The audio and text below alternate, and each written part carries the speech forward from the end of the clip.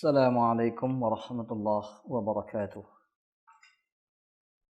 إن الحمد لله نحمده ونستعينه ونستغفره ونستهديه ونعوذ به من شرور أنفسنا ومن سيئات أعمالنا.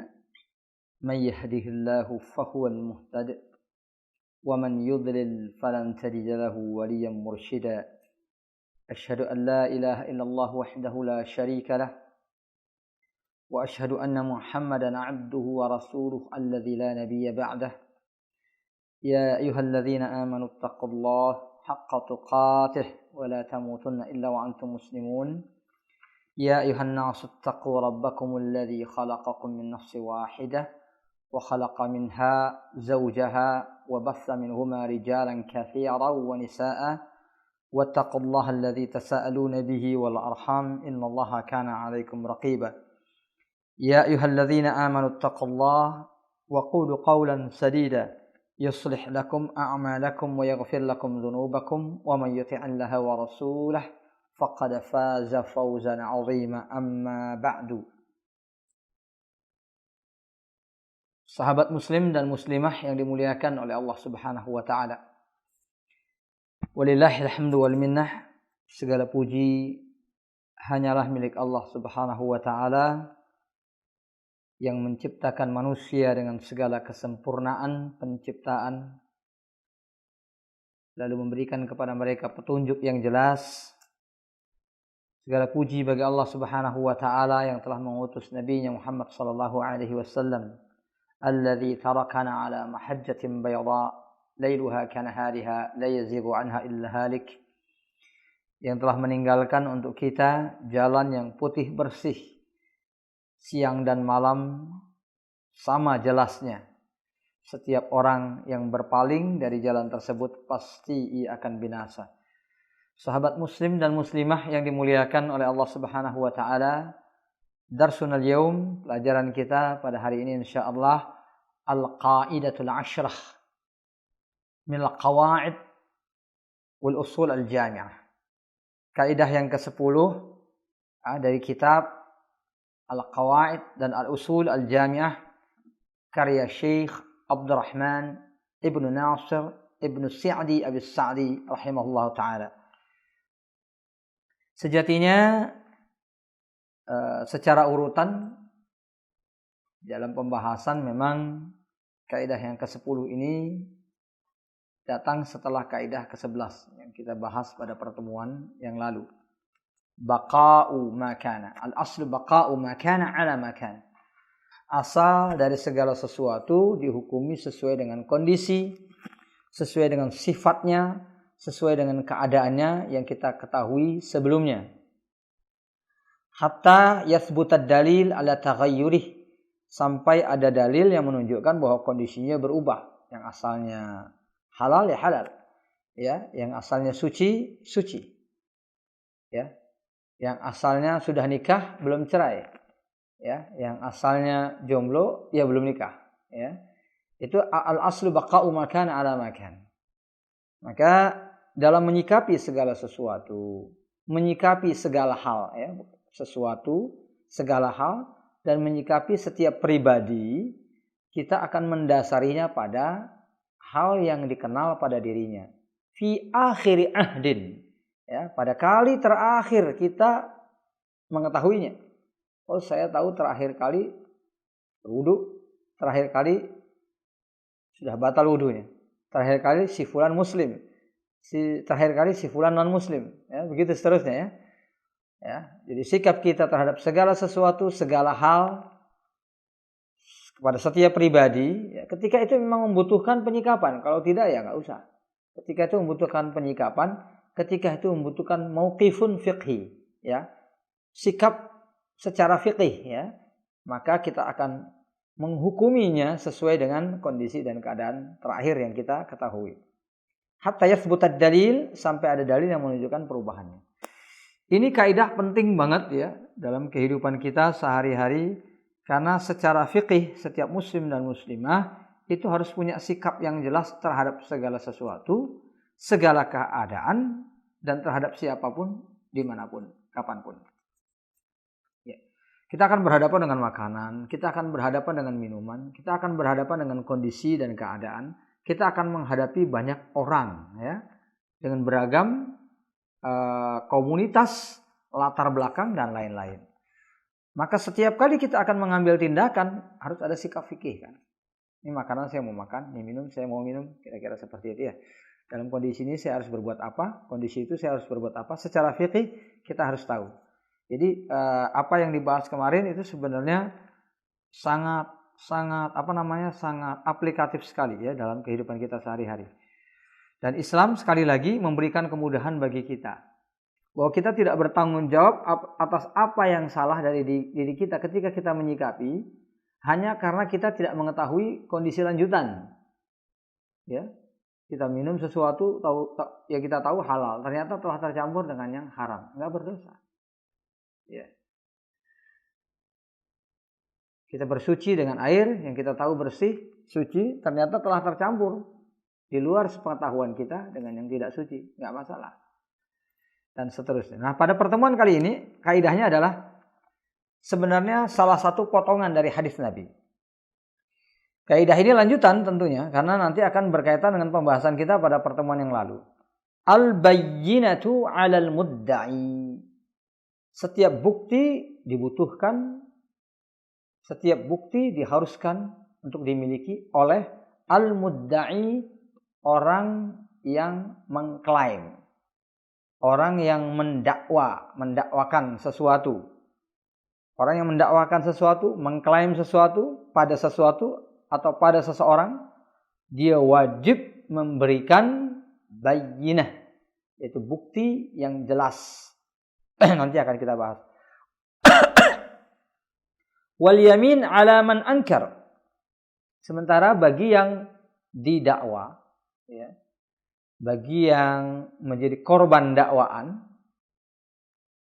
dia berkewajiban mengingkari dengan sumpah. Demi Allah tidak, ya. Kalau seandainya pihak pertama tidak berhasil membuktikan tuduhannya, membuktikan klaimnya. Pihak yang menuduh tidak berhasil membuktikan, ya, berarti yang tersisa adalah orang yang tertuduh. Orang yang tertuduh perlu dimintai lagi sumpah. Betul nggak kamu memang tidak begini dan begitu? Atau klaim ini pada dirimu tidak benar. Dia mengatakan demi Allah itu tidak benar. Sahabat muslim dan muslimah yang dimuliakan oleh Allah Subhanahu wa taala, sekali lagi ini sebenarnya potongan hadis ya. Jadi hadisnya sudah disebutkan juga di sini ya.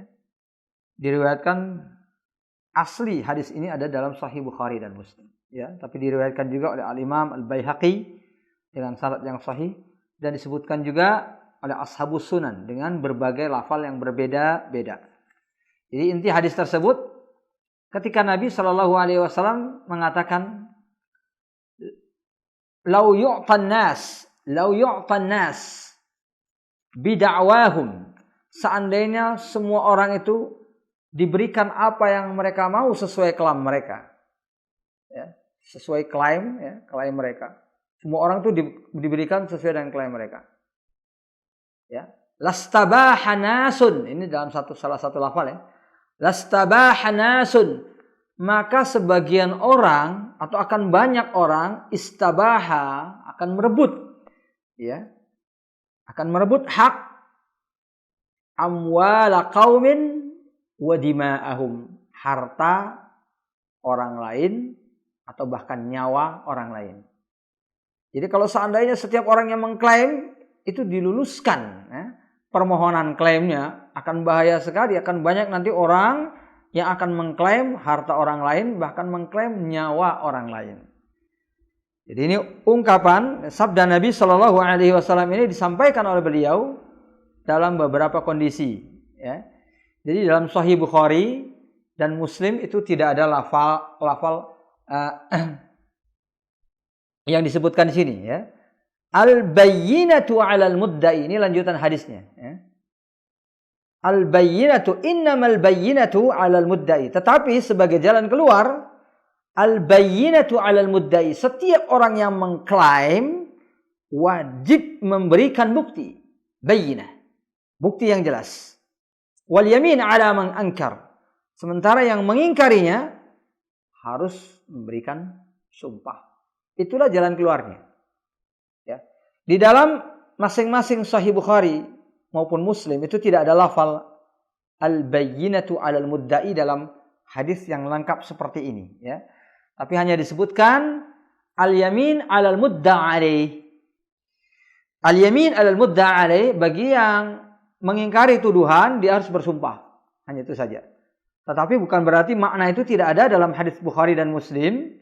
Dalam masing-masing hadis Bukhari dan Muslim itu ada terpisah, ya, hadis-hadis lain seperti kasus Nabi, ya, kasus Nabi yang didatangi dua orang, yang satu menuduh yang lain atau mengklaim sesuatu pada yang lain. Lalu kepada yang menuduh atau mengklaim Nabi mengatakan, apakah kamu punya bayinah, punya bukti apa enggak? Lalu kepada orang yang dituduh katakan, hendaknya kamu bersumpah. Jadi intinya sama, ya. Meskipun Sahih Bukhari dan Muslim tidak menyebutkan lafal yang lengkap seperti dalam hadis ini dari awal sampai akhir, tetapi masing-masing di antara riwayat tersebut sepakat, ya, bahwasanya konteks persoalan adalah bahwa setiap orang yang mengklaim sesuatu harus diberikan ultimatum, harus memberikan bukti yang jelas. Dan bagi yang terdakwa, dia harus bersumpah atas nama Allah Subhanahu wa taala. Nah, sebelum kita membahas tentang kaidah ini dengan apa yang disampaikan oleh Syekh, contoh-contoh yang disampaikan oleh Syekh rahimahullahu taala, terlebih dahulu kita akan membahas kenapa hal ini penting, ya. Kemarin kita sudah membahas kan, al-aslu baqa'u makana ala makana. Asal segala sesuatu itu kita hukumi sesuai dengan kondisinya. Lalu kenapa kaidah ini menjadi penting banget? Ini kaidah sambungan, ya. Karena klaim itu akan disampaikan atas sesuatu yang tidak sesuai dengan zahirnya. Ya, jadi ada beberapa istilah nanti yang akan kita pelajari insyaallah, ya. Salah satu di antaranya adalah tentang hakikat daripada al-mudda'i. Orang yang mengklaim itu seperti apa sih? Ya, orang yang mengklaim itu mengklaim sesuatu tentunya yang tidak tampak dalam zahir, kan begitu ya? Misalnya ada orang megang tas, dia akan mengklaim itu sebenarnya tas saya. Tidak sesuai zahir. Tapi kalau sesuai zahir tidak akan ada klaim. Klaim itu pasti tidak sesuai dengan zahir. Berarti akan mengeluarkan kondisi dari baqa'u makana, ya, menjadi kebalikannya, kan begitu ya? Mengklaim misalnya ada orang telah berhutang kepada saya, kan gitu. Karena yang zahir tidak. Nah, karena yang dikatakan itu ada sesuatu yang tidak tampak, tidak kelihatan, ya. Jadi oleh sebab itu, maka di sini perlu ditegaskan, kenapa hal ini perlu? Di bagian awal sebenarnya sudah disyaratkan, ya. Seandainya setiap orang dengan klaimnya itu diluluskan dalam syariat Islam, misalnya syariat Islam memberikan kemudahan asal orang mengklaim diberikan, tentunya akan banyak orang yang melakukan hal-hal yang tidak diinginkan, ya, sesuatu yang sangat luar biasa kerusakannya. Apa itu? Mereka akan mengklaim harta dan bahkan nyawa orang lain seenaknya. Itu bahaya sekali. Padahal syariat Islam, hadhihi syariah, ini hal yang sangat dipahami oleh setiap orang yang belajar fiqih itu pasti akan sering membahas tentang ini, ya. Asy-syari'atu tahfazu ad-daruriyat al-khamsah. Syariat Islam itu menjaga 5 hal paling pokok dalam kehidupan manusia. 5 hal, ya. 5 hal paling pokok ini dijaga dalam Islam. Jadi seluruh syariat Islam itu pasti akan berfungsi menjaga 5 hal ini, ya. Yang pertama ad-din, menjaga agama. Agama itu tentunya paling pokok. Makanya disyariatkan, ya, qatilul ladzina yuqatilunakum, ya. Perangilah orang yang memerangi kalian, ya. Makanya ada syariat jihad fisabilillah untuk membela agama. In tansurullah yansurkum. Kalau kalian menolong agama Allah, Allah pasti akan menolong kalian, ya. Makanya ada ganjaran paling besar bagi orang yang meninggal dunia karena dia membela agamanya. Itu pahala syahid, pahala jihad yang sesungguhnya, qital yang sesungguhnya. Kenapa qital itu disyariatkan? Karena Islam memang, karena syariat ini berfungsi menjaga agama seseorang. Agama itu adalah merupakan anugerah terbesar bagi Allah, bagi setiap muslim dan muslimah. Inna dina indallahil Islam.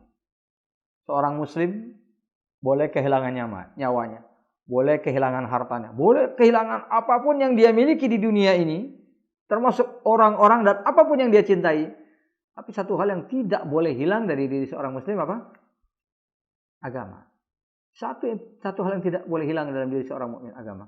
Seandainya di akhir hayat seseorang melafalkan nafas yang terakhir, yang tersisa pada dirinya hanya agamanya saja, maka dia akan selamat. Ya. Man kana akhiru kalamihi la ilaha illallah dakhalal jannah. Orang yang terakhir kali mengucapkan kalimat apa? La ilaha illallah Muhammadar Rasulullah, maka dia akan masuk surga. Tapi orang yang meninggal dunia dalam kondisi punya segalanya, harta, punya anak berlimpah, ya, segala sesuatu dia punya di dunia ini, tapi dia kehilangan agamanya, selesai sudah. Tidak ada gunanya bagi dia hidup di dunia ini. Jadi kita kembali kepada persoalan. Itu yang pertama. Yang kedua, an-nafsa. Ya, tentunya setelah agama, yang dijaga di dalam Islam adalah jiwa. Adalah nyawa. Nyawa itu dihargai dalam Islam. Wala taqtulun nafsal lati haramallahu illa bil haq. Kita enggak boleh membunuh siapapun dan apapun kecuali dengan hak. Siapapun dan apapun loh. Bahkan binatang sekalipun. Binatang yang dibunuh di dalam Islam adalah yang memang pertama diperintahkan untuk dibunuh, ya, diperbolehkan untuk dibunuh, ya. Yang diperbolehkan misalnya untuk sembelihan, ya, itu pun dengan tata cara yang benar, ya, menyembelih dengan tata cara yang benar, ya, dengan membaca nama Allah Subhanahu Wa Taala, karena Allah Subhanahu Wa Taala baru diperbolehkan. Jadi membunuh binatang nggak boleh sembarangan. Orang misalnya mau latihan tembak burung sana, ya, mau latihan pancing ikan, setelah dapat dilempar lagi, itu nggak boleh dalam Islam, sama sekali tidak diperbolehkan. Berburu untuk sekadar kebiasaan, hobi, itu dilarang. Kalau kita berburu ya memang kita mau makan dagingnya, kita mau memanfaatkan, ya, hewan tersebut, ya, kita mau makan dagingnya, kita buru. Makanya ketika sebelum menembak atau memanah kita membaca bismillah. Jadi nyawa itu binatang, apalagi manusia, muslim maupun non muslim. Iya, muslim sekalipun diharamkan untuk dibunuh kecuali dengan kebenaran. Kecuali ada yang membenarkan, ya, ada dalil yang membenarkan, barulah diperbolehkan. Makanya orang-orang non-muslim yang hidup di negara yang notabene negara Islam, ala kitab wa sunnah 100% negara Islam, itu diharamkan untuk dibunuh, diharamkan untuk diambil hartanya. Ya. Mereka membayar jizyah, betul, jizyah, uang keamanan. Tapi uang tersebut adalah berfungsi untuk mengamankan mereka. Bahwa mereka boleh beribadah sesuai dengan agama mereka, tidak dipaksa keluar dari agama mereka, selama mereka tidak memberontak, selama mereka tidak melakukan kekacauan, tidak boleh diusik. Coba bayangkan, ya. Jadi nyawa dihargai, apalagi nyawa orang yang beriman. Makanya ada di antara orang-orang yang beriman itu ada hukum yang disebut qisas. Ya. Itu nyawa. Kemudian nasl atau irt, keturunan atau kehormatan, ya, makanya diharamkan yang namanya zina. Kehormatan atau keturunan, ya. Kehormatan di sini bukan hanya berkaitan dengan kehormatan maaf yang berhubungan dengan kelamin dan seterusnya, tapi juga kehormatan diri seorang mukmin. Ya. Makanya ketika dikatakan riba yang paling riba itu seperti, ya, yang paling ringan itu seperti seorang menzinai ibunya sendiri. Ka'ayyuzaniya rajulun ummahu atau ka'ayyazni ar-rajulu bi ummi. Wa min arbar riba istitalatul mu'min ala irdi akhi. Tapi dikatakan riba yang paling riba. Tadi kan riba paling ringan. Itu seperti berzina dengan ibu sendiri. Nah, riba yang paling riba adalah istitalatul mu'min ala irdi akhi. Seorang mukmin yang merusak kehormatan saudaranya sendiri. Merusaknya dengan apa? Dengan macam-macam, dengan mencelanya, dengan menggibahnya. Jadi gibah, kenapa dikatakan seperti makan bangkai saudara sendiri, kan gitu? Karena hukumnya lebih besar daripada riba biasa. Sedangkan riba biasa yang paling rendah saja seperti berzina dengan ibunya. Bisa kita bayangkan kehormatan seorang mukmin itu luar biasa di sisi Allah Subhanahu wa taala. Maka yang namanya riba, membicarakan aib sesama mukmin atau menjelek-jelekkan seorang mukmin itu bukan perkara ringan. Karena Islam, syariat Islam itu difungsikan menjaga agama, menjaga nyawa, dan menjaga kehormatan. Kemudian yang lainnya adalah menjaga harta. Ya, menjaga harta seorang mukmin. Ini harta termasuk yang diperintahkan oleh Islam untuk dijaga. Maka syariat Islam itu akan berfungsi Untuk menjaga harta, diharamkannya mencuri, diharamkan ghasab, ya.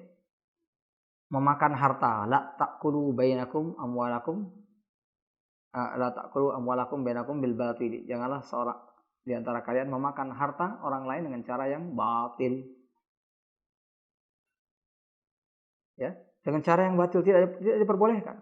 Memakan harta dengan cara yang batil seperti apa? Ya, memakan riba, berjualan tapi dengan cara yang haram, merampas hartanya, mencopet dan lain sebagainya. Pokoknya dengan cara yang batil, termasuk memakan harta anak yatim. Ya, kita dititipkan kepada kita harta nih, anak yatim. Anak yatim kan belum mampu nih mengelola hartanya. Lalu kita membantu mengelola atau minimal kalaupun nggak dikelola, dijaga. Maka ketika kita mengelola ya, mengembangkan. Faman kana ghaniyan falyasta'fif. Kalau kita itu orang yang berkecukupan sama sekali, sepeser pun nggak boleh kita ambil. Faman kana faqiran falyakul bil ma'ruf. Tapi kalau kita memang miskin, tapi ngelola harta anak yatim yang banyak jumlahnya, ya. Maka kita boleh mengambil secukupnya. Bil ma'ruf kemarin sudah kita pelajari ya. Ma'ruf ini bagaimana? Ya disesuaikanlah.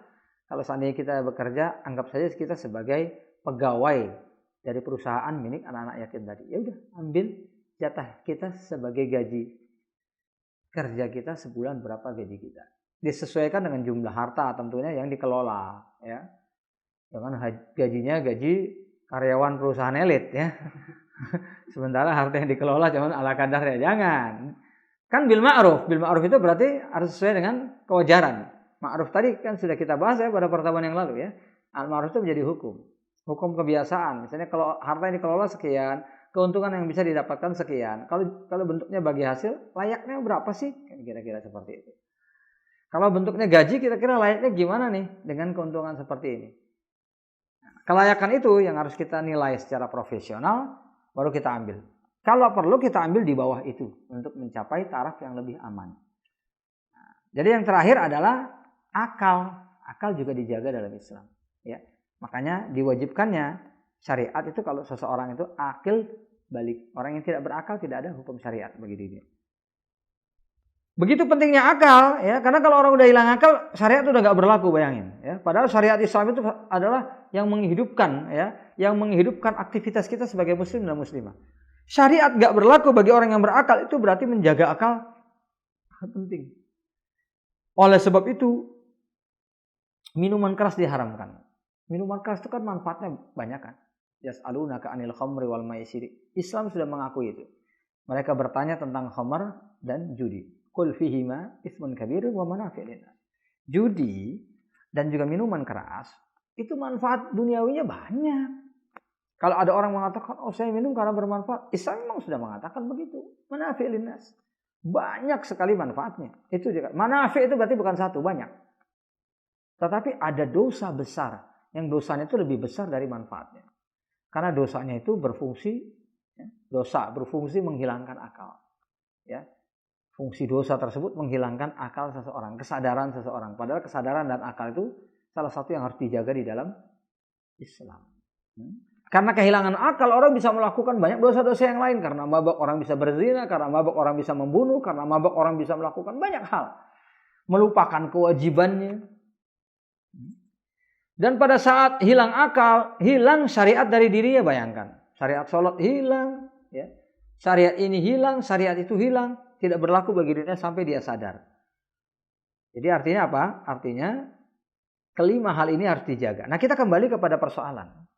Kalau setiap orang diperbolehkan, diluluskan permohonannya dengan klaimnya, bisa dibayangin nggak? Akan berapa banyak orang yang akan bermain curang dengan mengambil apa yang menjadi hak milik orang lain, ya, menghalalkan harta mereka. Padahal harta harus dijaga dalam Islam, menghalalkan nyawa mereka. Bahkan juga bisa menghalalkan kehormatan mereka, ya, menghalalkan otak dan akal mereka, menghalalkan agama mereka. Karena klaim ini kan banyak sifatnya. Klaim itu bukan harus harta. Klaim misalnya si fulan telah menuduh saya begini, ya. Si fulan telah menyakiti saya begini. Ini kan kehormatan, ya. Ya, kalau orang sekarang menyebutnya dengan istilah pencemaran nama baik, ya. kita mencemarkan nama baik seseorang nih ya dengan mengatakan dia begini. Kan ini kehormatannya. Dia melakukan klaim sesuatu dengan mengatakan kita pernah melakukan begini dan begitu. Maka pada saat itu tidak bisa diluluskan permohonannya kecuali dengan baik, bukti yang jelas dengan bayinah. Baik, kita akan bahas persoalan ini. Kita bacakan dulu apa yang disampaikan Syekh pada bagian awal. Nanti kita akan berikan penjelasan selayaknya. Wa hadza aslun nabbaha alaihi nabi. Ini pondasi yang sudah disebutkan Nabi di dalam hadis yang sudah kita bacakan tadi. Haitsu qala, di mana Nabi bersabda di bagian akhir hadis ya. Al-bayyinatu 'alal mudda'i wal yaminu 'ala man ankar. Ya. Bukti itu diharuskan bagi orang yang mengklaim, mendakwa, ya. Wal yaminu 'ala man ankar, kemudian sumpah itu diharuskan bagi orang yang mengingkarinya. Diriwayatkan oleh Imam Baihaqi dengan sanad yang sahih. Wa asluhu fis sahihain. Asal hadis ini ada dalam Sahih Bukhari dan Muslim, tapi tidak dengan lafal selengkap tadi seperti saya sebutkan.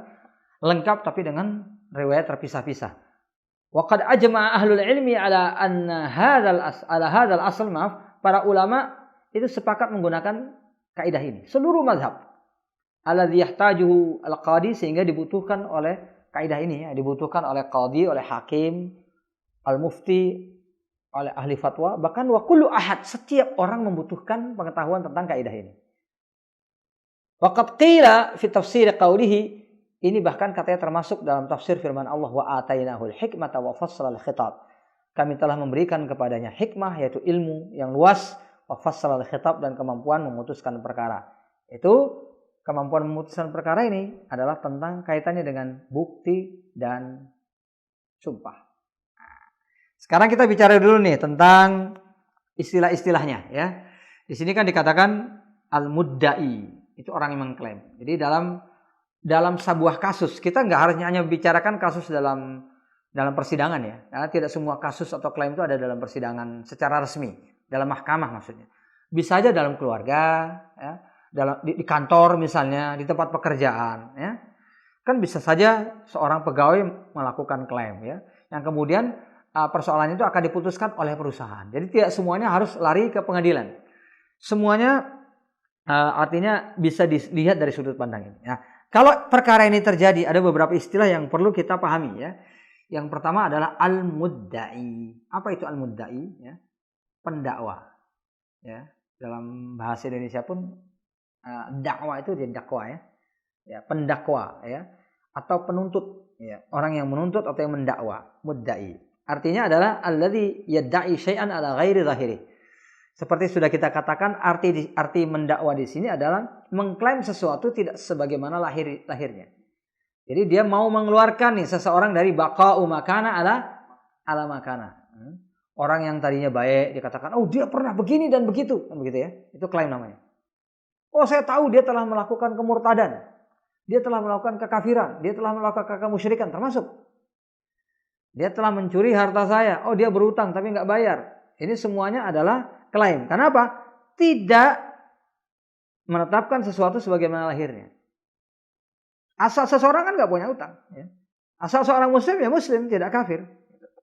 Asal seorang yang baik ya tidak melakukan kejahatan. Seperti itu. Jadi klaim al-mudda'i adalah mengklaim sesuatu yang tidak sebagaimana zahirnya. Maka diharuskan dia membawa bukti untuk mengeluarkan seseorang dari baqa'u makana ala makana tadi. Yang kedua dakwaan. Ya. Ad-da'wa ya, yang disebut juga dengan al-mad'u. Ya, dakwah atau al-mad'u. Al-mad'u atau dakwah adalah sesuatu yang didakwa, yang diklaim. Sesuatu yang diklaim itu apa? Bisa berbentuk harta. Yang diklaim itu bisa apa? Bisa berbentuk pernyataan tentang hilangnya kehormatan seseorang. Kayak saya sebut tadi ya, si fulan telah berbuat ini dan berbuat itu.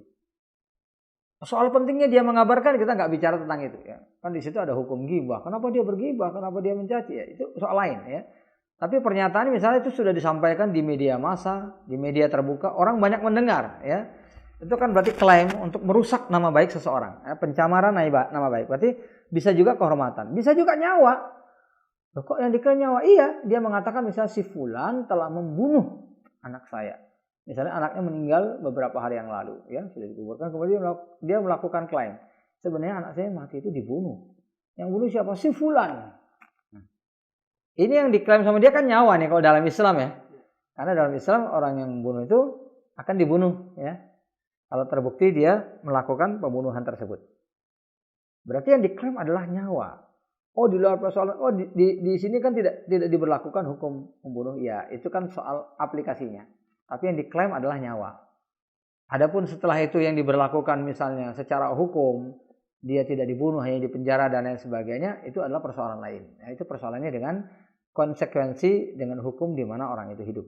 Tetapi secara Islam yang diklaim adalah nyawa ini, bukan sembarangan. Ya.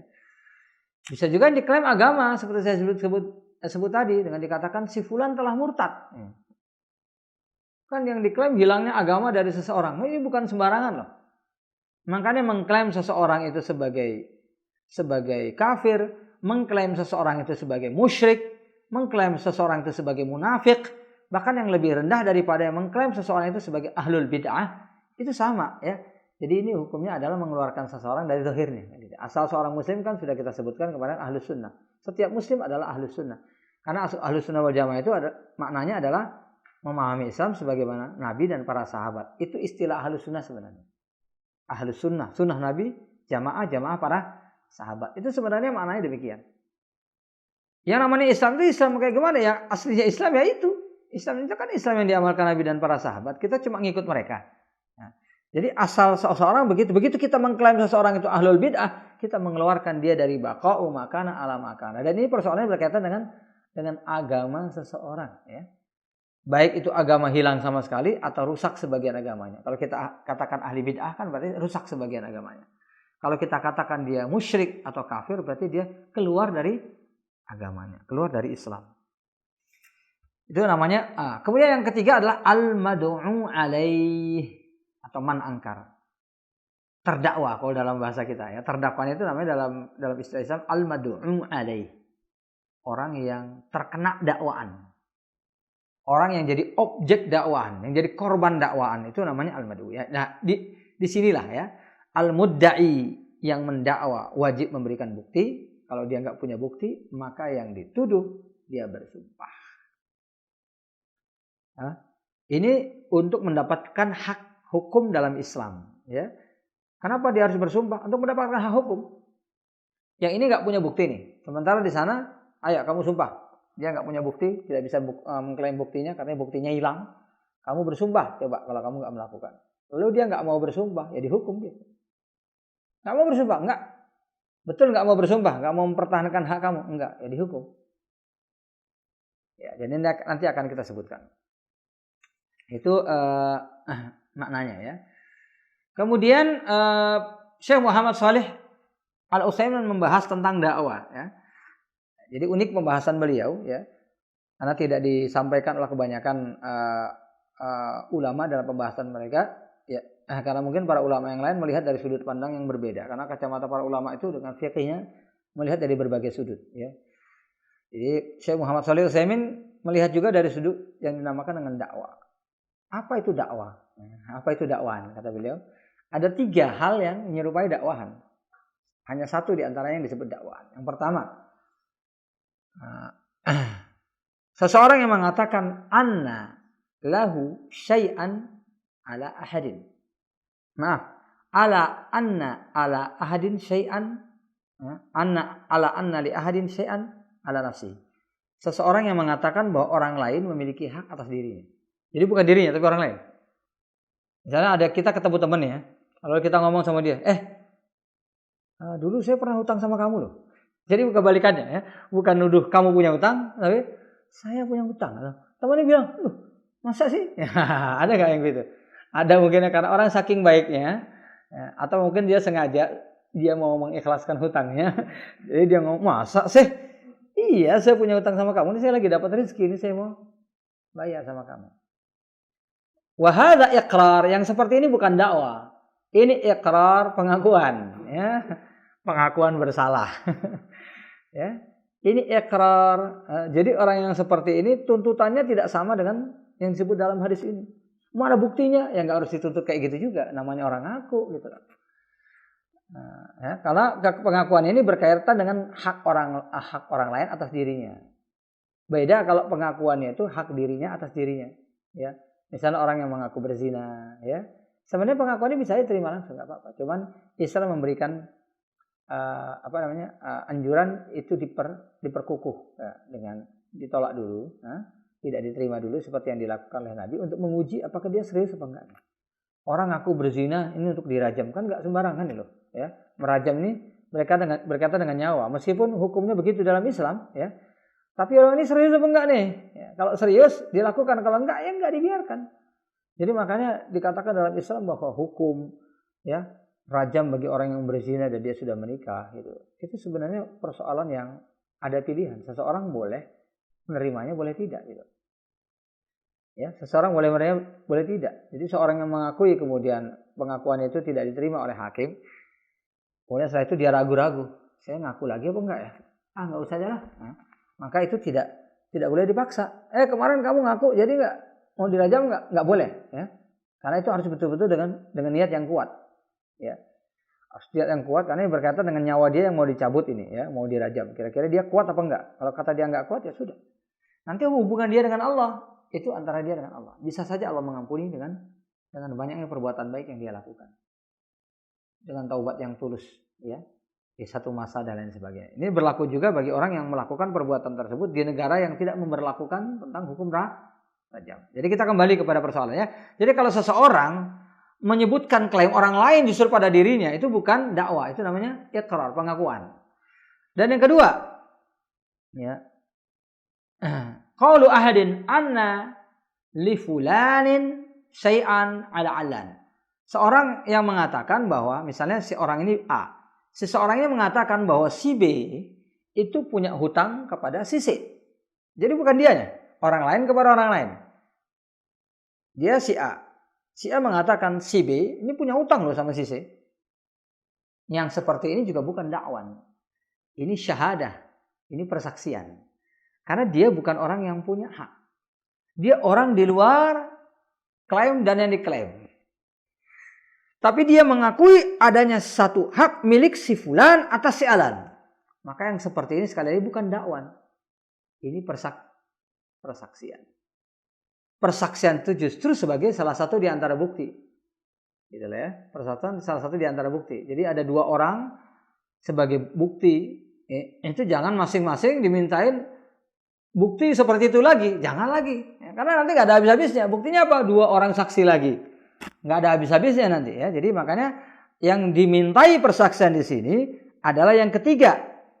Ayyaqula ahadun anna ala fulanin syai'an li nafsihi. Seseorang yang mengklaim haknya atas orang lain atau mengklaim sesuatu terhadap diri orang lain seperti yang kita sebutkan tadi. Itu yang dimaksudkan dengan dakwah. Jadi penjelasan Syekh Muhammad Shalih Al-Utsaimin ini sekedar untuk menekankan ya, dakwah yang bagaimana yang disebut dengan dakwah. Jadi ikhwaskan fiddin yang dimuliakan oleh Allah Subhanahu wa taala, maka setiap klaim, kembali kita kepada persoalan, setiap orang yang mengklaim harus memberikan bukti. Dan kemudian orang yang tertuduh, kalau nggak ada bukti yang jelas, dia dimintai sumpah. Nah, sekarang apa yang dimaksudkan dengan bukti? Apa yang dimaksudkan dengan bukti yang jelas di sini? Al-bayyinah. Jadi bayyinah di sini bisa merupakan syuhud, saksi. Ya, maka diberlakukan saksi seperti umumnya saksi. Wastashhidu syahidaini min rijalikum fa illam yakuna rajulain fa rajulun wa imra'atan mimman tardawna minasyuhada. Ambillah saksi di antara kalian dua laki-laki, ya. Kalau enggak ada dua laki-laki, ya satu laki-laki, dua perempuan. Jadi artinya kalau kita bukti yang dimaksudkan di sini adalah saksi, hadirkan saksi yang netral, saksi yang bisa dipercaya kesaksiannya. Ya, karena dalam Islam kesaksian itu nanti akan dilihat. Ini orangnya tukang bohong, nggak bisa. Orang yang bersaksi itu harus punya latar belakang, ya minimal dia bebas dari cacat suka berbohong. Bukan harus dia orang yang bertakwa sebetul-betulnya, tidak ya. Tetapi dia punya background, bahkan non muslim juga bisa menjadi saksi, bisa. bisa jadi saksi dalam perkara asalkan diyakini betul tentang kredibilitas dirinya. Ya. Dia tidak dikenal sebagai orang yang suka berbohong, suka nuduh orang dan lain-lain. Dikenal sebagai orang yang jujur. Itu hal yang pertama. Ya, jadi saksi ini bisa berupa manusia. Bukti ini bisa berupa saksi. Dan saksi itu adalah 2 orang laki-laki. Kalau nggak adanya 1 laki-laki bagaimana? Ya, tambahin saksi yang lainnya 2 orang perempuan. Karena saksi seorang perempuan itu dianggap setengah saksi. Itu di dalam Islam. Ya karena mau tahu sendiri ya, kalau yang namanya perempuan itu lebih gampang ceplas-ceplos, lebih gampang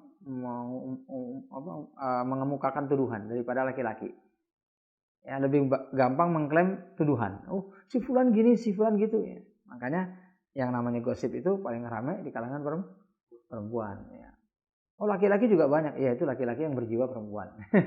Ya, kalau laki-laki senangnya gosip, itu laki-laki yang berjiwa perempuan. Karena perempuanlah orang yang paling sering, ya, paling senang bergosip. Sehingga kesaksiannya itu dalam sidang itu hanya separuh. Padahal dia baik loh, jujur. Tapi kesaksiannya hanya separuh. Atau bisa juga al-qara'in. Tidak harus saksi kalau dalam perkara klaim ini. Bisa juga bukti-bukti berupa qara'in.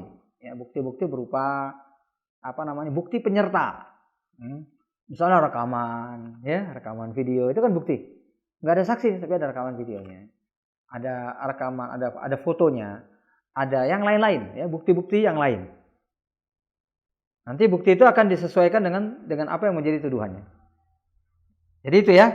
Kemudian wa anna fassala al-khitab wal bayyinatu 'ala al-mudda'i wal yaminu 'ala man ankar. Li'anna bihi tanfasil mushtabihat ya. Kenapa dalam ayat di sini faslul khitab itu dikatakan sebagai pemutus perkara?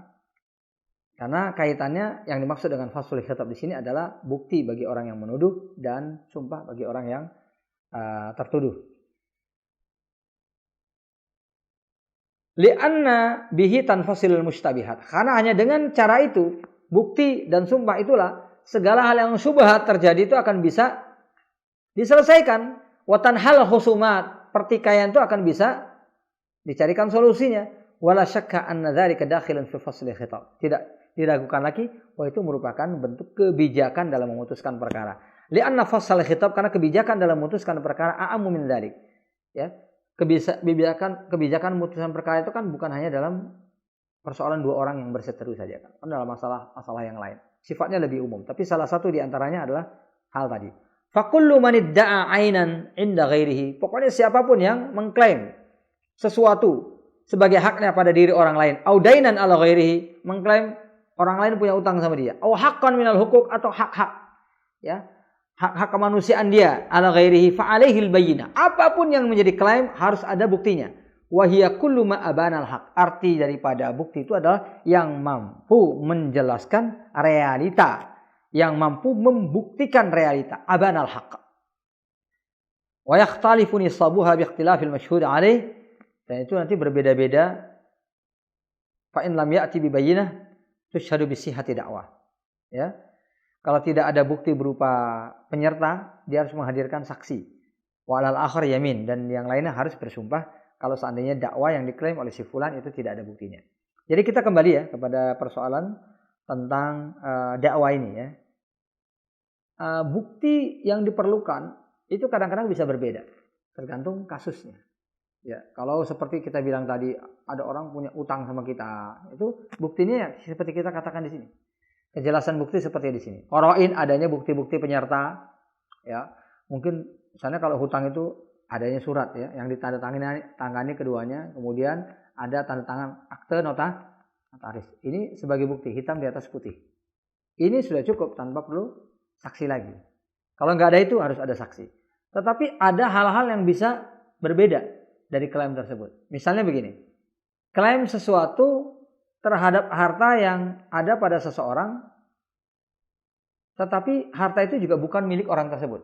Kita ulangi lagi ya. Biasanya kalau klaim itu kan misalnya kita mengatakan, motor yang ada sama si fulan itu motor saya, ya. Tas yang ada sama fulan itu tas saya. Itu biasanya seperti itu kan. Berarti secara jelas kan al-aslu baqa'u makana ala makana. Kalau kita kembali kepada kaidah al-baqa'u makana ala makana. Tas itu kan sekarang berada di dalam genggaman si fulan. itu berarti aslinya milik dia. Kalau kita mengklaim sesuatu, berarti kita mengklaim sesuatu yang di luar yang lahir, di luar yang lahiriah, di luar yang tampak. Oh, itu punya saya sebenarnya. Harus ada bukti. Tetapi sekarang persoalannya berbeda kalau seandainya harta yang ada sama si fulan itu ternyata juga bukan punya dia. Si fulan mengakui dengan mengatakan, harta ini saya temuin di jalan. Beda kan? Saya nemuin harta ini di jalan, talak ini atas saya temukan di jalan. HP ini saya temukan di jalan, memang bukan punya saya. Lalu datang orang meminta, karena itu adalah miliknya. Maka bayinah, ya, bukti yang harus dia buktikan itu tidak seketat yang pertama. Jadi pahamin sini ya. Tidak seketat yang pertama. Kenapa? Karena yang pertama itu hak si fulan yang mau diambil. Sementara ini adalah itu juga bukan hak fulan. Jadi artinya kalau itu pun diambil sama ini, itu hanya kalau ternyata juga bukan punya si fulan juga, itu hanya beralih dari si fulan ini kepada si fulan ini. Tadinya itu adalah barang temuan dia, sekarang jadi barang temuan si fulan. Kira-kira seperti itu. Jadi konsekuensinya nggak seberat yang pertama. Maka buktinya pun nggak seketat yang pertama. Tetapi tetap harus ada bukti dong. Karena jangan sampai misalnya harusnya itu punya orang lain yang bisa diselamatkan, akhirnya diambil sama orang yang tidak berhak mengambilnya. Kan begitu. Kita khawatir seperti itu terjadi. Maka yang dibutuhkan apa? Cukup dia menjelaskan kriteria daripada benda tersebut secara rinci. Yang membuktikan dia adalah pemiliknya. Bisa paham di sini ya?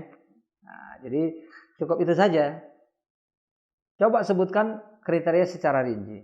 Kalau itu HP kamu, apa tandanya itu HP kamu? Kalau itu dompet kamu, apa tandanya? Oh, dompet itu di bagian dalam ada yang robek kayak gini. Udah. Itu bukti yang tidak diketahui kecuali oleh pemilik. Nah, ini nggak bisa berlaku bagi benda yang itu adalah bukan miliknya. Itu nggak cukup. Oh, itu benda itu ada robeknya. Itu nggak cukup bagi dia.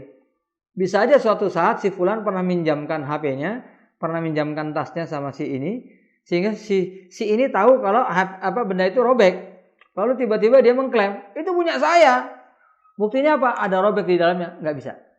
Ini nggak cukup, ya. Karena sebagaimana kita katakan tadi ya, harus ada dua saksi, ya. Kalau tidak saksi, harus ada bayinah, bukti yang nyata. Bukti yang nyata yang bagaimana? Yang bisa memindahkan hak si fulan kepada si fulan. Tidak cukup hanya dengan dia tahu tentang benda tersebut. Tapi pembuktian, nih buktinya, ya. Saya membeli tas ini dari si fulan, warnanya ini segala macam, dari sini demikian. Itu salah satu bisa contohnya seperti itu. Ya. Nah, ini contoh ya. Ini saya dulu membawa tas ini di sini dan di situ. Itu bukti-buktinya ya. Jadi buktinya harus sangat konkret. Kalau tidak konkret tidak bisa. Tapi kalau itu benda yang bukan milik orang tersebut, maka bukti yang dituntut tidak seketat. Bukan berarti tidak ada, tapi tidak seketat ya. Itu yang pertama. Wa kadzalika idza thabata al-haqqu fi dhammil insan, demikian juga misalnya ada benda ini contoh yang kita sebutkan pada diri orang tertentu, summa da'a an kharaja minhu biqada. Lalu kita mengatakan itu bukan haknya. Mungkin kita mengatakan itu hak kita atau bukan milik dia tapi hak orang tua saya misalnya.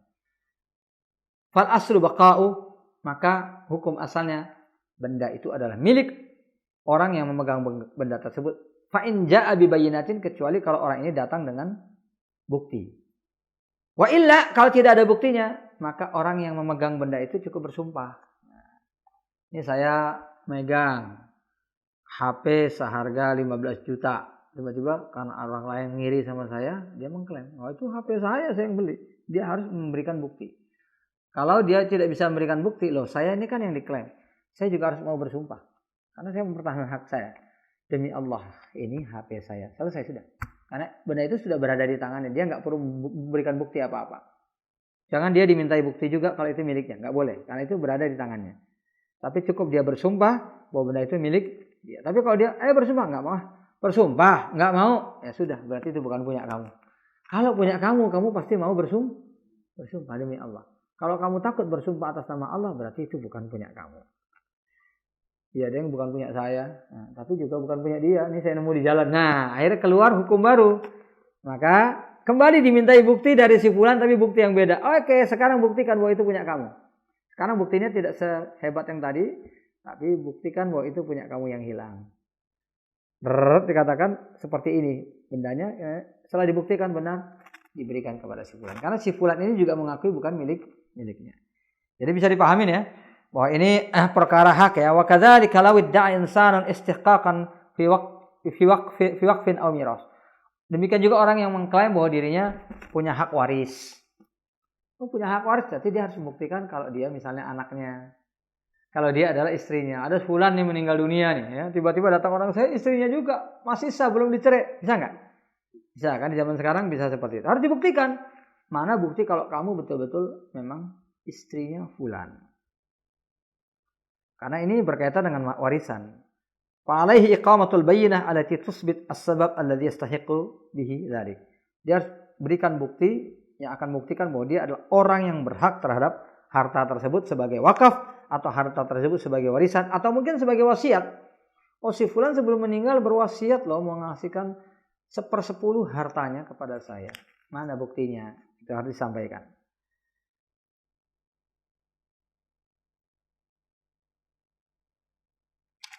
Imma syahidani adlan, mungkin bayinat, mungkin bukti itu berupa, sekali lagi yaitu berupa bukti-bukti penyerta, atau 2 orang saksi yang adil, rajulun wa mura'atan, atau saksi laki-laki yang adil dan 2 perempuan yang adil, aw rajulun wa yaminul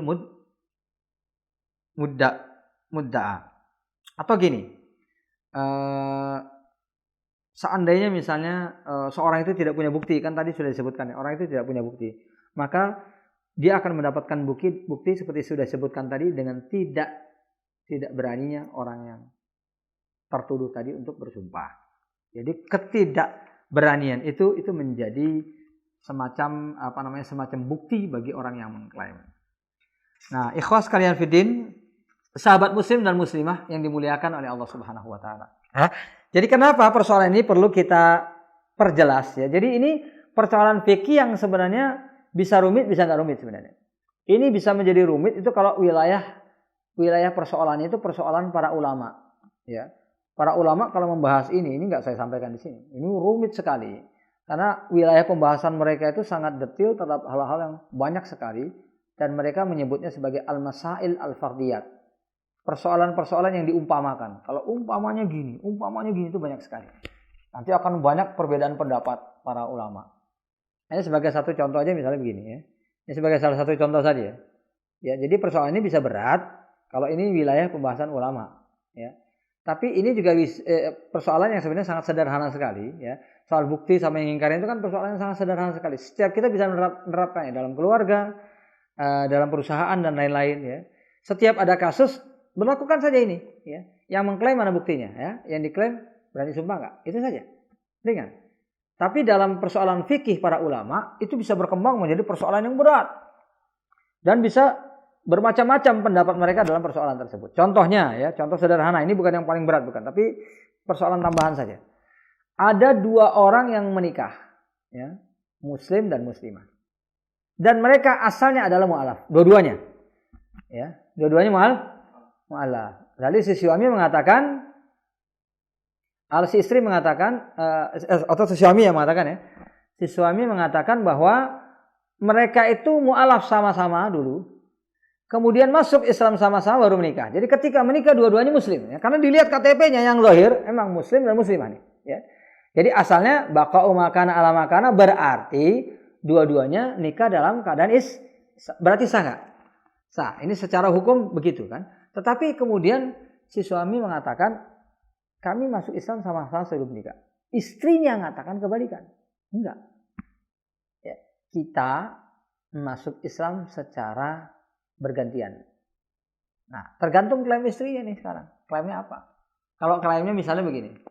Klaimnya suaminya dulu yang masuk Islam. Baru kemudian kita menikah. Setelah menikah baru saya masuk Islam. Bisa paham di sini? Ya. Nah, perempuannya dilihat dulu statusnya non muslimnya apa? Oh, ternyata dia ahlul kitab. Berarti hukumnya sebagai hukum ahlul kitab. Kalau seorang lelaki muslim yang sudah muslim menikahi ahlul kitab secara hukum syariat sah apa enggak? Sah. Ahlul kitab, Yahudi dan Nasrani ya. Kalau itu adalah perempuan, laki-laki yang menikahi sah. Berarti persoalannya gak berat. Dakwah si wanita tadi memang bukan dakwah sembarangan. Ini persoalan agama. Dan itu juga berkaitan dengan apa? Dengan kehormatan suami dong. Ya. Biarpun sah menikahi ahlul kitab, tapi bagi seorang muslim kan tetap aja dalam tanda kutip ya. Bagi keislaman seseorang itu aib ya. Artinya gini, menikahi ahli kitab itu boleh, tapi jangankan menikahi ahli kitab, menikahi sesama muslimah saja kan kita milih, betul apa enggak? Ini sama-sama muslimah, yang ini jahat, yang ini enggak. Yang ini solihah sama ini enggak. Itu saja sudah berbeda. Itu akan menentukan harga diri kita ya.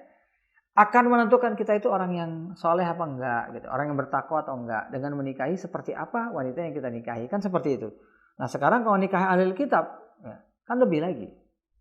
Jadi ini persoalan harga diri tentunya ya. Jadi tapi tidak perlu dibuktikan terlalu dalam. Kenapa? Karena persoalannya sah. Nah beda kalau perempuannya mengatakan gini. Kami gantian nih masuk Islamnya. Saya dulu masuk Islam. Baru setelah saya masuk Islam, setelah kita nikah baru suami masuk Islam. Secara hukum wanita muslimah menikah dengan non muslim sah apa enggak? Tidak sah. Maka berarti wanita itu melakukan dakwah. Dakwah yang harus dibuktikan loh ya. Ini KTP-nya sama-sama muslim, bisa enggak dia buktikan? Kata suaminya, enggak, kita Islam sama-sama kok. Enggak, saya dulu Islam baru kamu.